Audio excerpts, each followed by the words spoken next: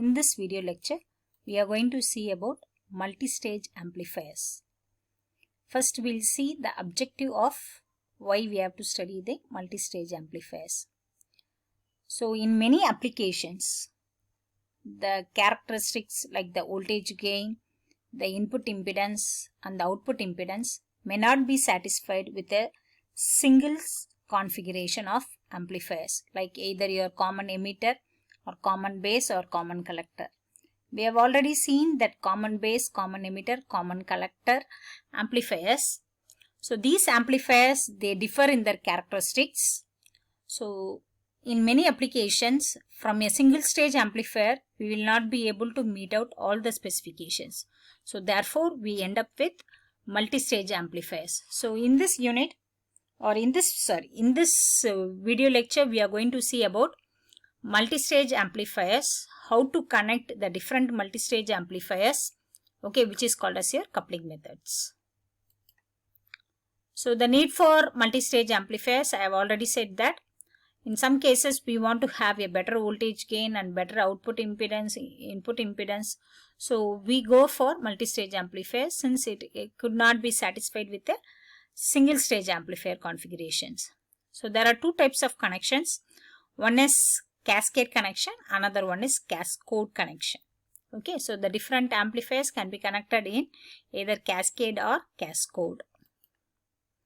So this is a typical example for cascade amplifiers. So you can see here there are two stages of amplifiers and in between you have a coupling device.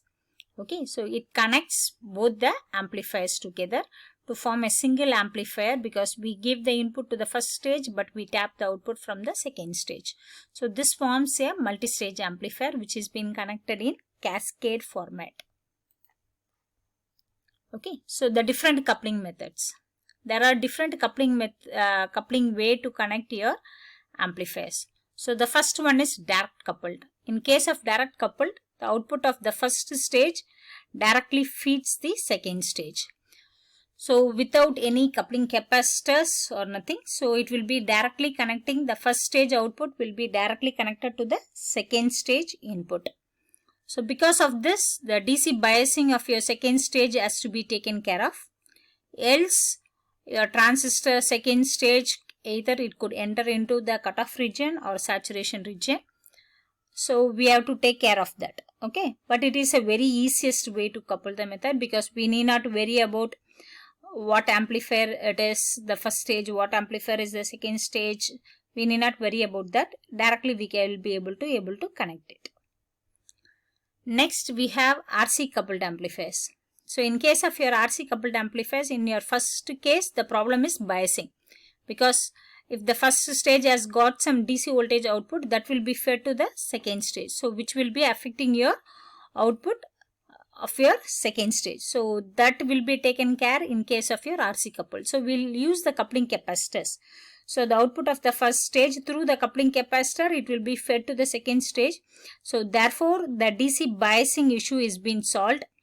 Okay, and since we are introducing a coupling capacitor into your circuit, so this may produce a filter effect and the frequency response of your amplifiers may get affected.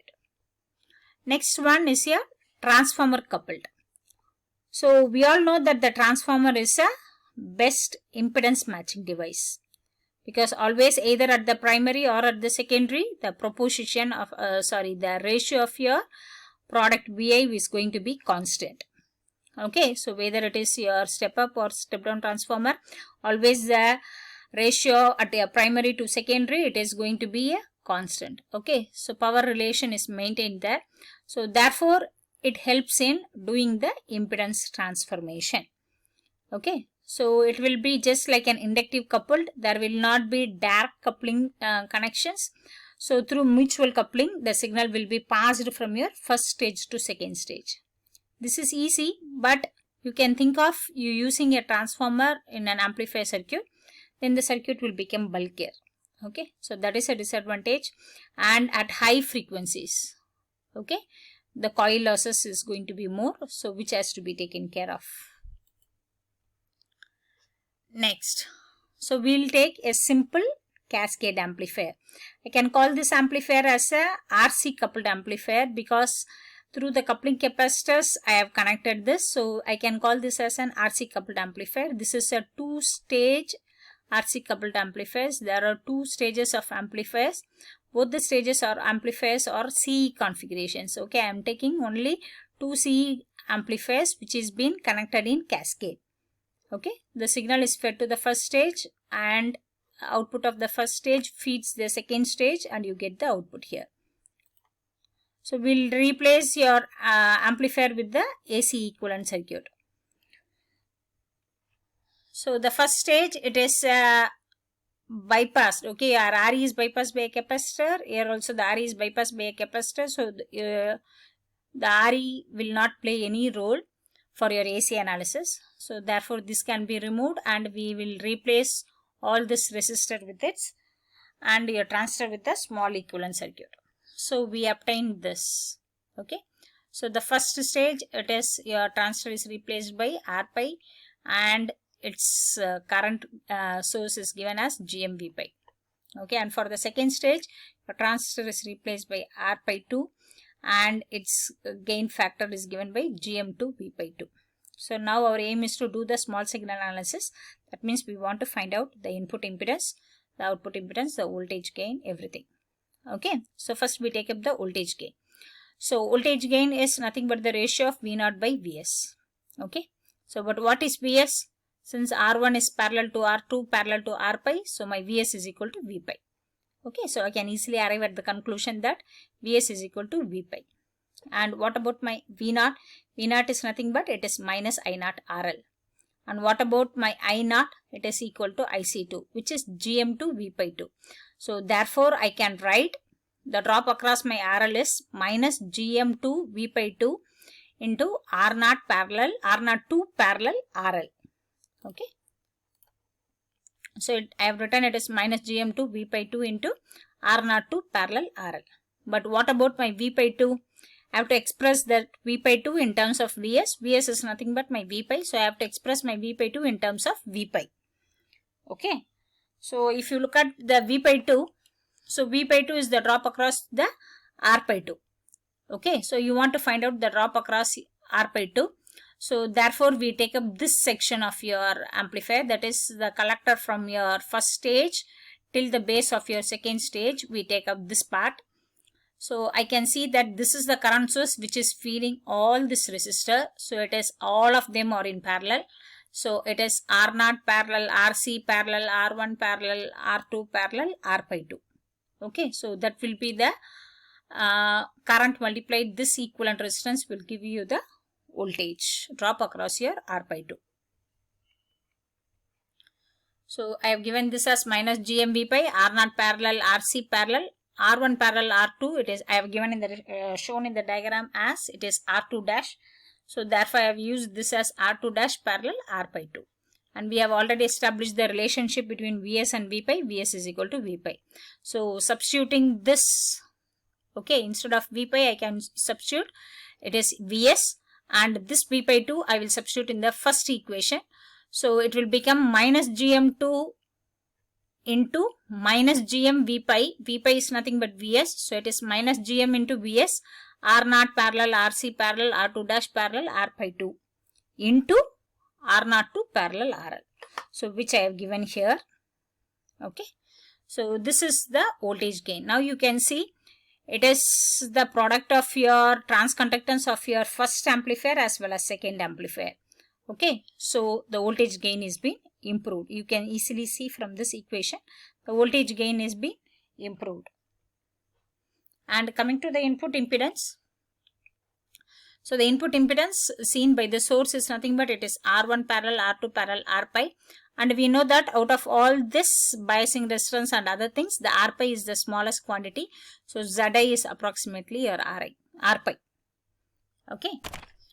Next, we'll compute the output impedance. To compute your output impedance, the procedure is we make Vs is equal to 0. So that means we are going to short circuit your Vs.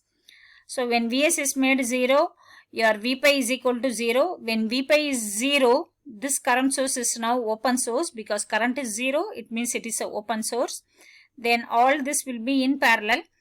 Okay, and again this V/2, it is going to be 0 because IB2 is not there, because IC it is 0. So your IB2 naturally will become 0. When IB2 is 0, then IB2 into R/2, which is my V/2, it is 0. So again this will act as a open current source. So it is R02 parallel RL. And we know that R02 is sufficiently greater compared to your RL. So therefore it is going to be RL will be the output impedance. Or if they are of comparable quantity, then we have to take it as R02 parallel RL. Okay. So to summarize, so far in this video lecture we saw the different coupling methods, that is direct coupled. Okay. So the connection is very simple, but we have to take care of the DC biasing of your second stage of your amplifier, because we don't take because the output of the first stage directly feeds the second stage. So we don't use any capacitors to block the DC component. So therefore that will be the part which has to be taken care of. Then we saw what is an RC coupled connections. So if at all it is an RC coupled connection, the DC biasing problem for the second stage is being solved. But since we have introduced a coupling capacitor, this may produce a filter effect, and therefore the frequency response of the amplifier may get affected. And the last one we saw, it is a transformer coupled circuit. So transformer coupled circuit, the circuit will become bulkier because we use the transformer.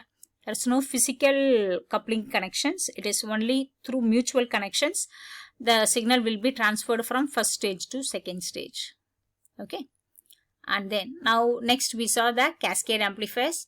In case of the cascade amplifiers, we saw that we are able to have a better voltage gain, because the voltage gain becomes the product of your transconductance of your first stage as well as your second stage. So it is GM2, you got it right. So therefore the voltage gain is being improved. Okay. So whenever voltage gain is being improved, always we have one information in our mind: the gain bandwidth product will be a constant. Okay. So whenever we have this voltage gain being increased, it will slightly reduce your bandwidth. Okay, because I said that is why whenever you use a coupling capacitor, it will produce a filtering effect which may affect your bandwidth. Okay, so anyway you will be discussing about that on your 4th unit. Okay, so where you study about the high frequency analysis. So there we will come across the multi-stage amplifier frequency response. There you can appreciate this. And these are the 2 textbooks I referred. It is Donald Niemann, Electronic Circuit Analysis, 3rd edition, and then Robert Boylsted and Louis Nascli. Okay, so Electronic Devices and Circuit Theory. So these are the 2 textbooks I referred. I hope you enjoyed this video lecture. Thank you.